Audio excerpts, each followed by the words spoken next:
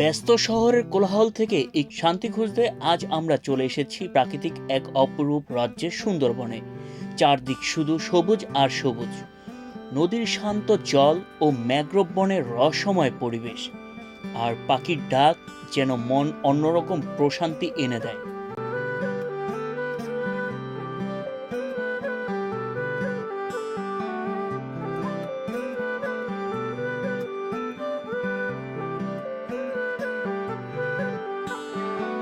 আজকে এই ভ্রমণে আমরা থাকছি সুন্দরবনের জনপ্রিয় রিসোর্ট বনবাসে। গোলপাতা আর কাঠ দিয়ে তৈরি এই রিসোর্টের প্রাকৃতিকের সাথে মিলে আছে। নৌকায় করে যখন রিসোর্টের দিকে যাচ্ছিলাম তখন নদীর দুই পাশের দৃশ্য সত্যি চোখে লেগে থাকে। মনে হচ্ছিল প্রাকৃতিকের মাঝে হারিয়ে গেছি। এখানকার পরিবেশের একটাই শান্তি, যে কয়েক মুহূর্তের জন্য দুশ্চিন্তা ভুলে যায়।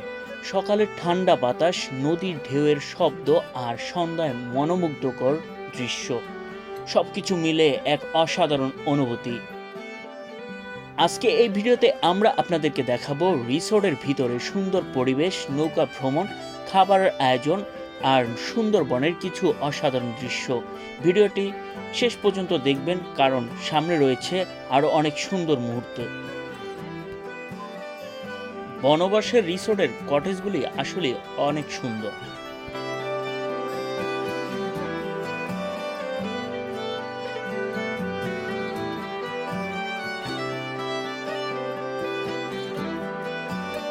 আসার পরপরই আমরা লাঞ্চ করব। দেখুন কত সুন্দর পরিবেশন করে দেওয়া হয়েছে বনবাস রিসোর্ট থেকে। আসলে অনেক সুন্দর তাদের খাবারের পরিবেশন।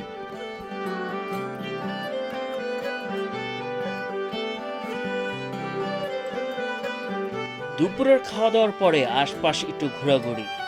আশেপাশের পরিবেশটা আসলে অনেক সুন্দর।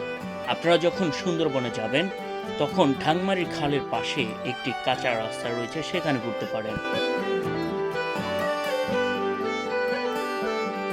সুন্দরবনের ঢাংমারি খালের কোল ঘেঁষে রয়েছে অসংখ্য রিসোর্ট। আপনারা যখন এই রিসোর্টে ঘুরতে আসবেন অবশ্যই অগ্রিম বুকিং করে আসবেন।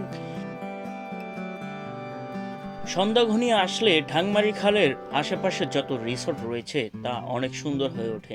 দেখুন এই রিসোর্টটি আসলে অসাধারণ।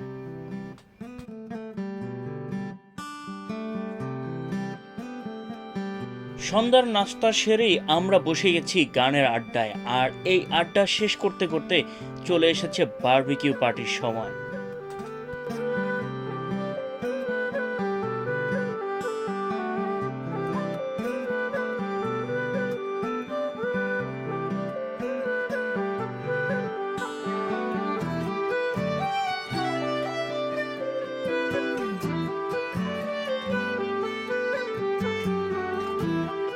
শীতের সকালটা অনুভব করে আমরা সকালের নাস্তা সেরে চলে গেলাম করম জলে। সেখানে রয়েছে অসংখ্য হরিণ, বানর এবং রয়েছে কুমির।